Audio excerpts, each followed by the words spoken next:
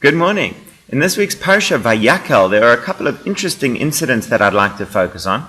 The one is that after Moshe has announced collections for the building of the Mishkan, for the tabernacle in the desert, and for people to bring, we've been learning about the last few weeks, gold and silver and cloths and skins, etc., and everything to make this magnificent edifice, we find that once they have enough, V'yetzav Moshe, and Moshe commanded them, Al ya'asu od malacha letrumat hakodesh. Do not bring anything else for the upliftment of the holy. Don't bring over the gift of the holy. Don't bring any more tzedakah. Don't bring any more gold. Don't bring any more silver. We've got enough.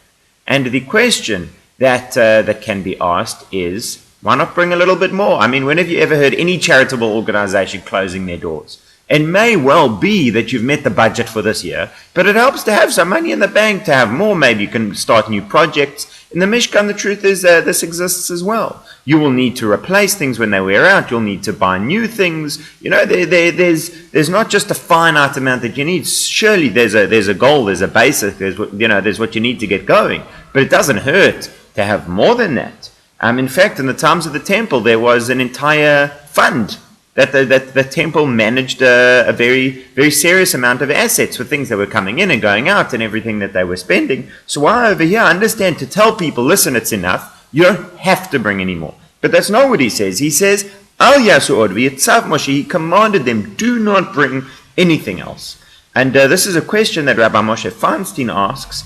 Aviva Gottlieb Zornberg, in her book on Shmot, The Particulars of Rapture, she gives an interesting explanation based on a midrash which describes the behavior of the Jewish people with the Mishkan and with the golden calf. And the truth is, in both cases, the Jewish people behave in the same way. And in fact, the Mishkan says that when Aaron tells the Jewish people, well, let's get gold for the golden calf, so immediately they give this avalanche of giving. And when Moshe asked the Jewish people to give for the Mishkan, so again, they give this huge amount. And it compares it to this young man where he finds people collecting for charity, and so he keeps on giving until they say, no, yeah, that's enough, thank you. Then he goes somewhere else, and they're contributing to build some kind of entertainment area, and they say, well, you give, and he gives and gives and gives, and they say, no, it's enough. And that's the Jewish people. You want them to give for the golden calf, they give until there's more than enough. You want them to give, yeah, they'll give. And the truth is, it can be seen in the Jewish world today. There are many, many causes that perhaps are not the most worthy of causes that are hugely supported. And thank God, worthy causes generally are very, very well supported. But you have this giving. The point that Aviva Zornberg makes is she says this is almost compulsive, this giving. This is not normal behavior.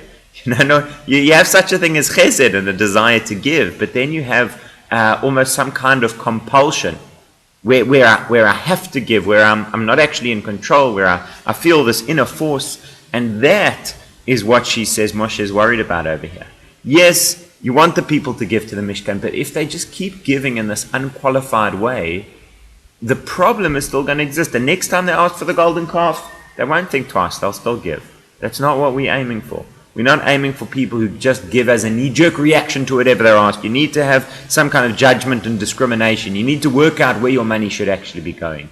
And therefore, when Moshe tells Jewish people, stop giving, he's actually saying, okay, what you've been doing is good, but now it's no longer necessary, and I need you to hold back. I need you to hold back. I need you to think about, I need you to give your giving as a directed, channeled kind of gift.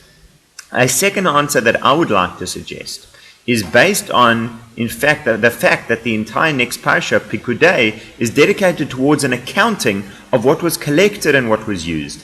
In other words, a very clear display of the balance sheet of the Mishkan, what came in, how it was spent, how it was done, and clearly aimed towards displaying the integrity of the entire process. This was something that was so important that an entire parsha of the Torah was devoted towards this. And I suggest that could have been a factor here as well, is that if Moshe said, look, we've reached our goal, but if you want to give more, give, now it becomes very tricky. Because what will happen, Moshe will say, well, look, we had all the materials for the Mishkan, and then there were 10 talents of gold left over. So people will say, maybe there were 20 talents of gold left over. Maybe Moshe pocketed 10 and displayed 10. The second you're collecting extra, it becomes very difficult to account for. Once you've got exactly enough, you show this was, this is for the menorah, and this is for the shulchan, and this is for the Aron Kodesh, this is for the tapestries. You can show everything that comes in and out and where it goes. But when you are dealing with excesses, then that all becomes fuzzy. And this is something very important that the Torah actually says, "Vayitem nekiyim me'Hashem u'meYisrael," and you must be innocent before Hashem and before the Jewish people. It's not enough just to be innocent in the eyes of Hashem and everyone else thinks you're a crook. You must be sure that you are also perceived to have the integrity that you actually do have. So that's a second idea. A third idea suggested by Rabbi Moshe Feinstein is that Moshe was trying to teach them mitzvot are not limited to the money that you give to tzedakah. That's the next thing that people thought. Why are they giving? They're giving and giving, and they want to just keep giving, because for them this is their mitzvah. This is what we can do. This is something positive, constructive that we can give. But the truth is, there are great things you can do with your money without it going to tzedakah. I'm not discouraging anyone to give from tzedakah, but Moshe did, right? Moshe did. You have to understand it. So what am I saying? Is that when you have your money and you spend it on good things, and you realize that everything you have comes from Hashem, and you do this with a gratitude towards Hashem, that's also service of Hashem. If everything's appropriate.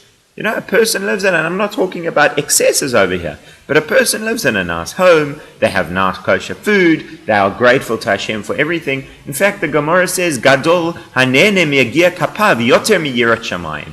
One who enjoys the fruits of his labor is greater than a person who has reverence for Hashem.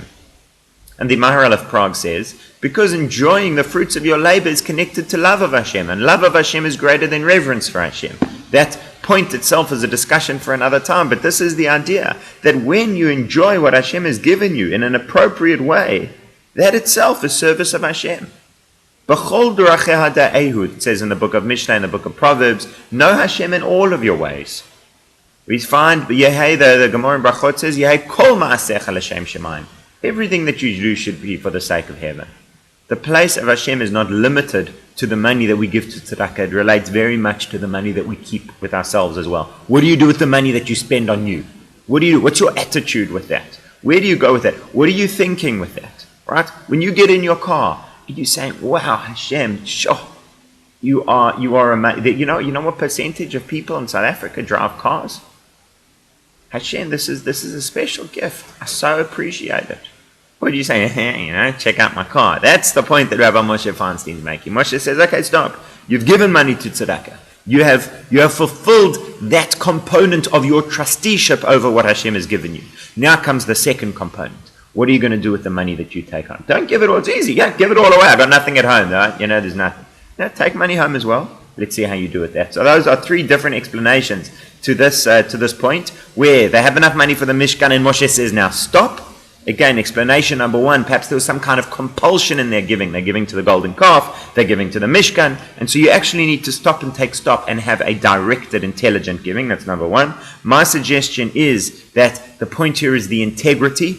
If we stop now, we can account for everything and we can show the honesty with which everything was done. If not, we may not be above reproach in the eyes of people, even though obviously everything would be done with honesty. Then the third approach of Rabbi Moshe Feinstein, the task of service of Hashem does not end once you've written a check to tzedakah. Once you come home and you spend the money at home, that itself can be a great expression of your service to Hashem. Have a wonderful Shabbat.